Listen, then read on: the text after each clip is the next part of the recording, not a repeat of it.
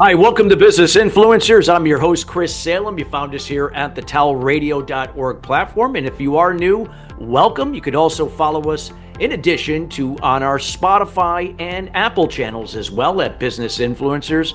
And then also at YouTube as well. There we have our video portion of the show and then also the audio portions of the show on Apple and Spotify, including TALRadio.org. And we hope that you're enjoying all the different types of content that are being leveraged and shared across the TAL Radio platform. We encourage you to check out other shows with many of the great guests that we have on the platform. We also want to thank our sponsor, Alumni Direct. Again, Alumni Direct is a new social media community platform dedicated to bringing alumni together from all different generational types and an opportunity to meet new people for the first time. Now, it is a membership program taking out all the noise out of social media. You get to generate genuine and authentic relationships with the people you choose to interact with. Well, we got a great show for you today. We're going to be talking about from entrepreneur to author, building the remote intelligence revolution. If you are a serial entrepreneur, well, you are in the right place. We have our guest who's going to be sharing his journey from founding the first Mexican tech startup funded by U.S. venture capital to pioneering the remote intelligence staffing model, which you'll learn here today, and discover how he built JackBe, sold it, and founded Nir Yu, transforming how companies access global talent while creating opportunities across borders. Now, we're going to be talking today to Luis Derechin. Luis is a serial entrepreneur and the founder of Nir Yu Smart Staffing, a company pioneering the remote intelligence staffing model. His entrepreneurial journey began at the age of 18 and includes founding multiple successful ventures, most notably JackBe, if I say that correct, the first Mexican technology startup to receive funding, as mentioned, from a U.S. venture capital fund. At JackBe, Luis and his brother Jacob developed innovative web technologies, including a precursor to Ajax, and pioneered nearshore outsourcing practices by funding high-performing development teams in Mexico while maintaining offices in the Washington, D.C. area.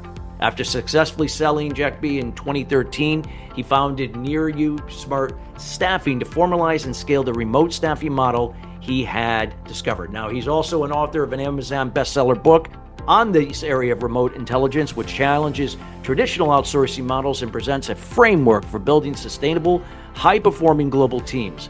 His approach emphasizes three key pillars: finding the right people, instilling clear purpose, and generating sustainable profit, creating opportunities on both sides of the border while helping small to medium enterprises compete in the global marketplace.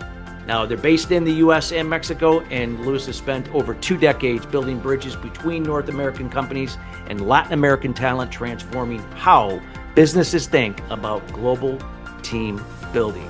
And without further ado, we welcome Luis Derechin to the show. Luis, how are you doing today? I am excellent, Christopher. Thank you. It's an honor to be here, and I appreciate the very long intro. I had no idea that I could fill up so much airtime. Yeah, so we want to make sure that everybody does know about you, which they already do, obviously in the area that you specialize in. Let's just start off, Luis, with, the backstory, which we kind of already alluded to here in the description in your bio, about what led up to you now being involved in this remote intelligence revolution. That's a very good question, and the reason why it's very good, it's because I could give you the short answer, I could give you a slightly longer version. So whatever you like that you feel would be beneficial for the audience. So what I'm going to do is I'm going to give you a slightly longer one, and my apologies for the interruption. No, feel free. So I was born in Mexico, but I was raised on the border of San Diego, California. And in fact, it's one of the southernmost cities in San Diego County called Chula Vista. Yes, know Chula Vista well. Yeah. Okay, so if you know Chula Vista, that's where I was raised. And anyone who's gone to Chula Vista knows that we're literally 3 miles away from the Mexican border. So my upbringing was crossing the border all the time, right? I mean, I was Mexican, but growing up in the U.S., so my parents, in order to give us Mexican culture, we'd cross to Tijuana to eat tacos and to do all sorts of things while our schooling and we lived in the US. So the reason why I start here is because even then my upbringing was bicultural, right? So it was very important to realize that there are people on both sides of the border, some of whom can do some things really well, right? And others who could do other well. Stupid example, but if you want to eat tacos, why go to Taco Bell? If you're 3 miles away from the border, just, literally head to the border, cross the border, eat some tacos and come back. On the flip side, if what you wanted was pizza or hamburgers, well, you weren't going to cross into Tijuana because, who the hell wants a Tijuana pizza or a Tijuana burger? So what you would do is stay on the US. Again, dumb example, but it at least allows you to understand that different people, different cultures have different skills, different talents, and you sort of leverage those to your heart's content. Make sense? Makes sense. Awesome. So then, fast forward many, many years, and I moved back to Mexico when I was an adult, and as you said, in the early 2000s, founded what became Mexico's first tech startup to get U.S. venture capital funding. When I arrived to the U.S. And I started seeing the wages that had to be paid to U.S. professionals, sticker shock hit, because no matter, I thought I was a big deal because that was the first Mexican startup to raise venture capital fund, but I raised $3 million. And $3 million, once you start realizing I have to pay my VP sales $180,000 plus bonus, and I have to pay this guy $150,000, all of a sudden you realize that you don't have much of a runway. So the realization, Christopher, was if we could keep as many jobs as possible or maintain them in Mexico, where we could pay 20 to 30% of what they were, what U.S. Professionals would charge, and only hire in the U.S. what was absolutely necessary, then we would, prolong our runway. So that's what we did, and that's sort of how we started working in a combination of Mexican and U.S. professionals. Wow, that's great. Great. Yeah. Well, I love this, what you shared here, and this is so powerful, the backstory. And, when you think about with these, this remote intelligence revolution, I mean, we see a lot of people, COVID obviously had a big part in that too, right? A lot of people were working from home, and even to this day, some people are still, not working, in an office, like they're working in their home. So where do you see, where do you see this going, remote intelligence and how people can, better communicate that way and really build successful ventures and create impact? Correct. So back to where you're saying, so with COVID and several other phenomena that I think we should mention, the need for startups, mid-market companies to be able to hire remote talent has gone through the roof. And when we say remote, we don't only mean remote as in the next city over, the next state over. If you're already going to hire someone that's 60, 70 miles away from your office, you might as well do 1,000, right? Cross the border and then save 70 to 80%. It doesn't make any sense, to only go to the next city or the next county if they're going to be charging you the same. But the other phenomenon that I think important to mention is there, as you know, the battle for talent in the U.S. has taken on gargantuan proportions. The competition, because of remote, the ability to hire remotely and for people to work remotely, has created an environment where unemployment is low, wages are high. So companies, smaller companies, startups and mid-market companies find it very difficult to compete with larger enterprises that can pay salaries and benefits through the roof, or the AI startups, or whatever newfangled type of startup that can offer a bunch of stock options and get the best talent. So the war for talent with low unemployment and high wages is such that hiring in the US is I won't say virtually impossible, but extremely difficult. If those same companies, instead of looking to hire people who come into the office or in the next city or next county, are willing to cross a border and hire people that are as talented, speak very good English, right? As good English as you want, speaking natively like I do, or with a small accent. Then you could hire individuals that can do the same exact work for 70 to 80% savings. And who doesn't want that, Christopher? Yeah, absolutely. When it comes down to it. And do you feel like, again, when you're hiring people remotely, and maybe this is like, again, maybe part of what you love to share about screening, like, again, it's not just talent and skill. I mean, well, it is. I mean, you got to have talent and skill, no doubt about it.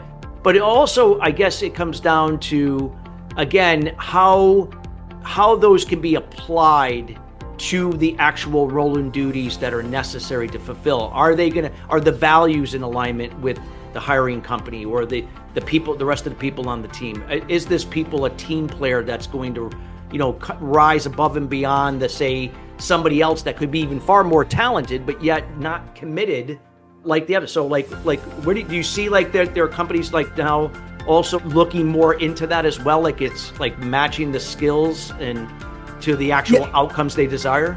Absolutely. And when I had JackBe and we hired people and we did this successfully, I have to admit I wasn't aware of what we had done successfully and how other companies compared, because ultimately all I wanted is to be successful.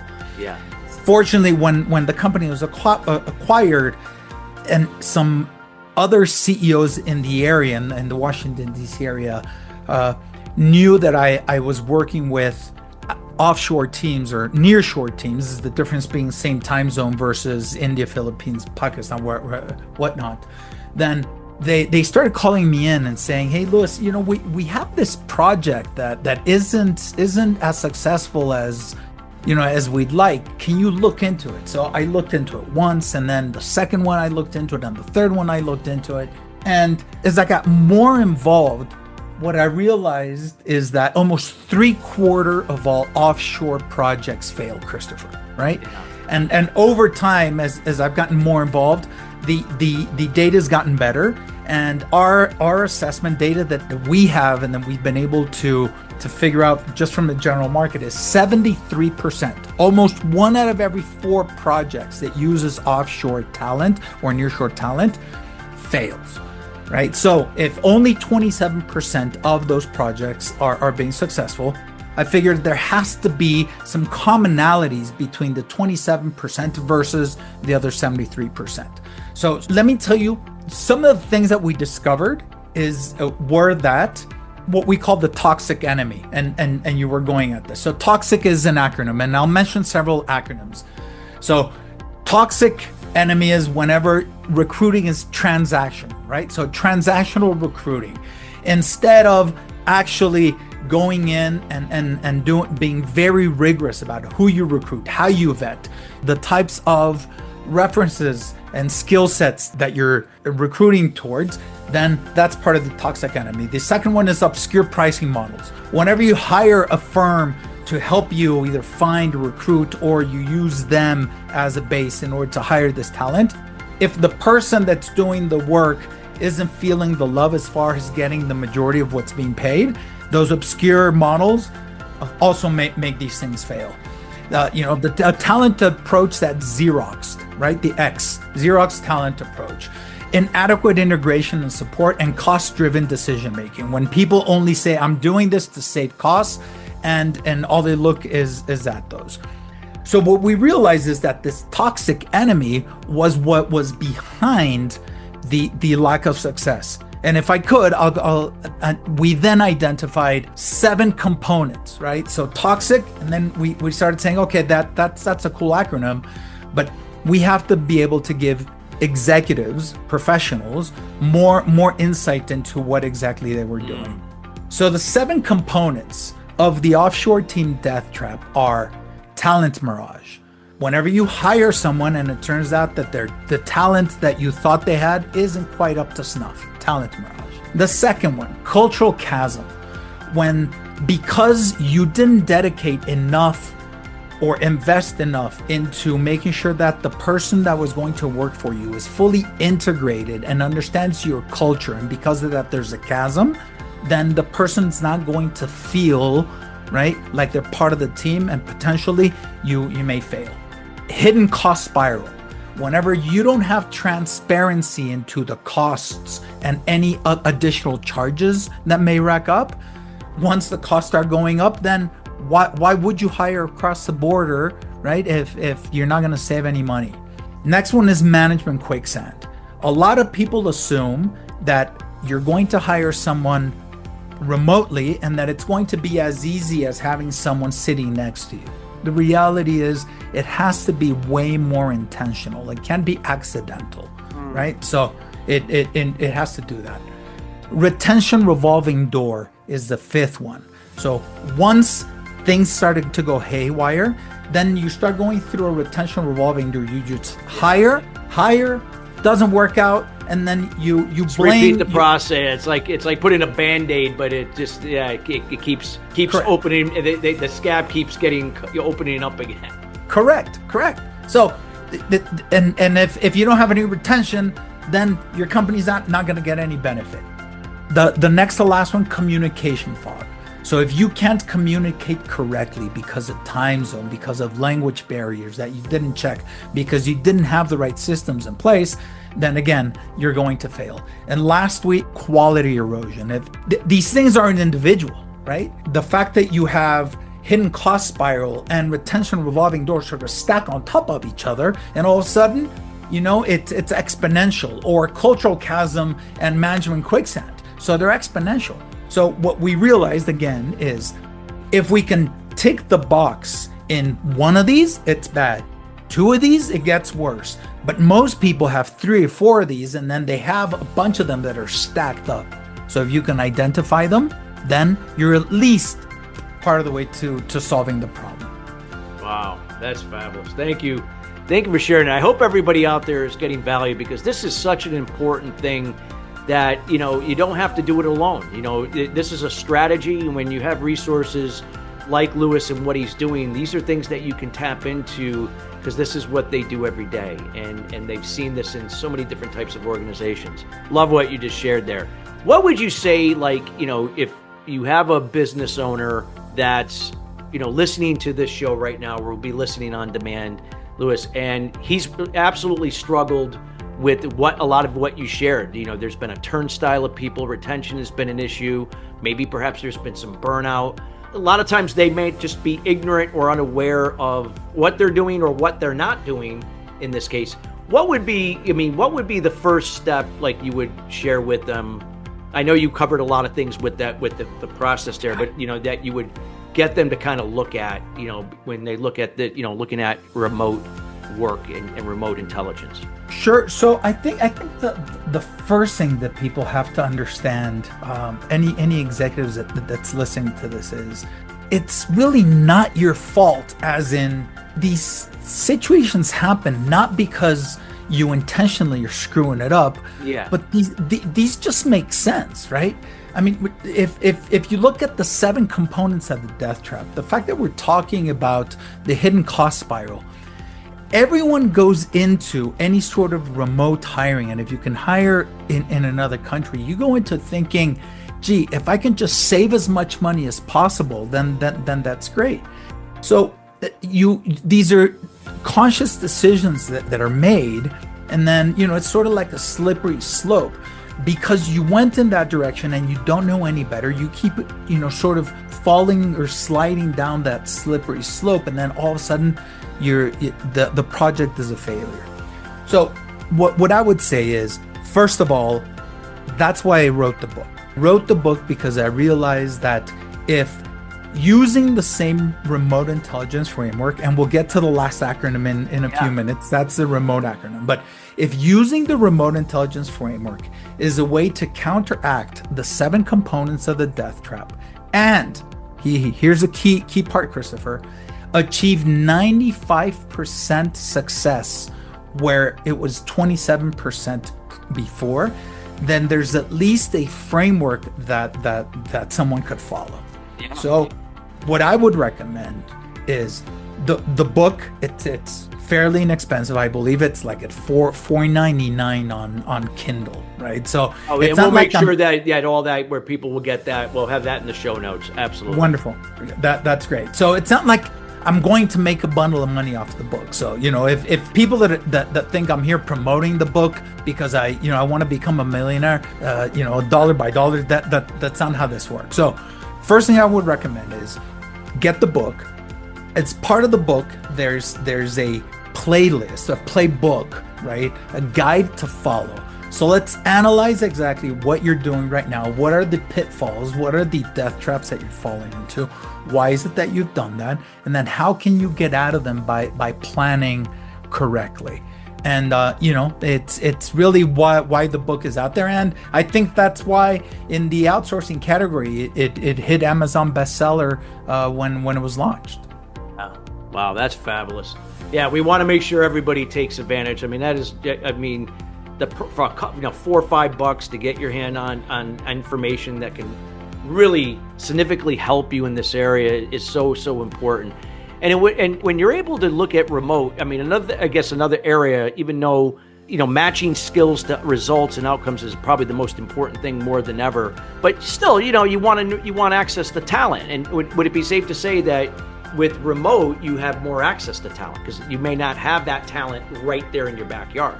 So depending on your business, of course, yeah. Correct. Depending on your business, right? If we're talking about an industrial facility where thing is going to be manufactured, probably not. Having said that, a lot of back office support can still be done. Absolutely. Right. So I'm going to say probably in most businesses there are in today's world, there are some tasks that can be done remotely. No doubt about it. And if you do it correctly, right? So why the acronym that we chose is actually remote on purpose, and the reason why is because people are now hiring more and more remote, right? As much as return to the office is a mandate for very large companies, again, smaller firms, startups, mid-market companies, if they want to compete in the market for talent, the best thing you can do, and you just said this, Christopher, is expand your radius of hiring, right? If you can only find people in a 5-mile or 10-mile zone, then hire outside of that. And if you're going to go 25 or 60 miles, then you might as well go 1,000 miles as long as you find the right talent with the right skill sets. You're able to validate, vet, right? You have a way to prove that these people that you're going to hire are the correct people. And that's why the remote acronym exists. So let me go through this. Sure, please. Rigorous talent selection, right? Because a lot of people, in order not to fall into the talent mirage, you have to be absolutely intentional about checking skills, making sure that those skills that they claim they absolutely have. You test them, you vet them, you check references, you check everything. You have to be 3-4 times pickier when you hire remotely than you do if you're going to have a person working shoulder to shoulder. That's just reality. Expert onboarding and integration. You chose the person. Now you have to invest the time and the money to make sure that the person understands what is the company, right? What is your company about? What are the mission? What are the vision? What are the goals? Intentional about making sure that they feel part of the company and that they're going to be successfully integrated into it. You have to provide the right level of managed services and support. When HR is in the office and something happens in the office, there's always someone there to lend a helping hand. But what happens if this person is working remotely, right? Then you have to be a lot more intentional about making sure that the person feels like part of your environment. The O is for optimized team performance. The metrics about how are we going to measure whether you're successful or not in your work, and then make sure you're tracking to those metrics and then execute correctly.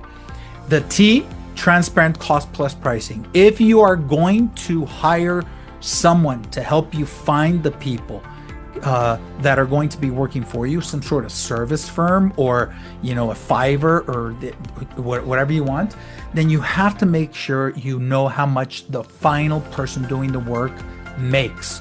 You'd be surprised, Christopher, how many times intermediaries keep the bulk of the of the money. And when that happens, what ends up occurring is that the person doing the work falls out of love with your project, falls out of love with your company, and then sort of kicks it to the curb and says, I'm going to go work somewhere where I'm paid what I'm worth. If you follow the REMOT, then what you're going to get is you're going to get access to enhanced scalability and growth for you and your remote team, which is ultimately what we're looking for. That's remote intelligence, not only hiring remotely, but making sure that you comply with the acronym. And in doing that, you're going to be successful 95% of the time instead of 27.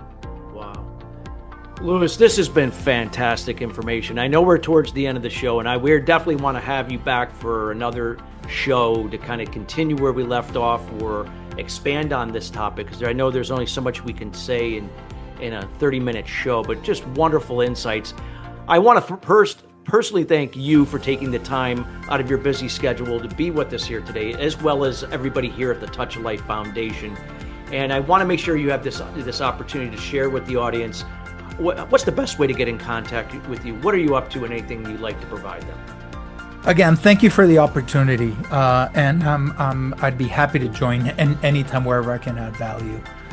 Look, as an entrepreneur, and I'm sure a lot of your listeners will agree with what I'm saying, but once you've been successful in ventures, what you want to do is you want to share the love, right? You want to make sure that as many people can be successful. So anyone who's out there and wants to get in touch with me on LinkedIn, Luis Derechin, spelled LuisDerechin. I assume you're going to be putting the bio on the show notes. Yep. So please reach out to me. The book is called Offshore Team Death Trap.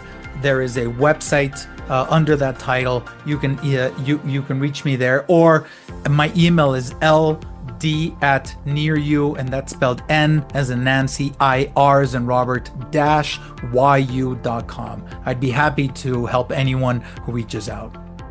Thank you so much, Luis. And again, everybody, all that information will be in the show notes as well, but we highly encourage you to reach out to Luis, connect with him on LinkedIn, connect with him on the sources that he just provided to you.